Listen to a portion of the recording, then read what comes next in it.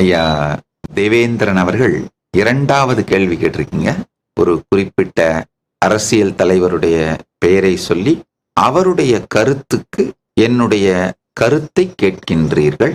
ஐயா திரு தேவேந்திரன் அவர்கள், உங்களுக்கு நான் சொல்ல விரும்புவது என்னன்னா, இதை ஏற்கனவே பலமுறை சொல்லிவிட்டேன்.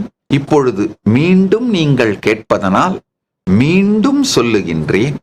எந்த நாட்டுடைய எந்த அரசியல் தலைவரை பற்றியும் எந்த கருத்தும் சொல்ல மாட்டேன்.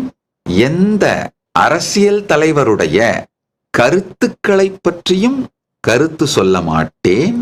எந்த நாட்டுடைய அரசியல் நிகழ்வுகளை பற்றியும் கருத்து சொல்ல மாட்டேன். I am not a political commentator.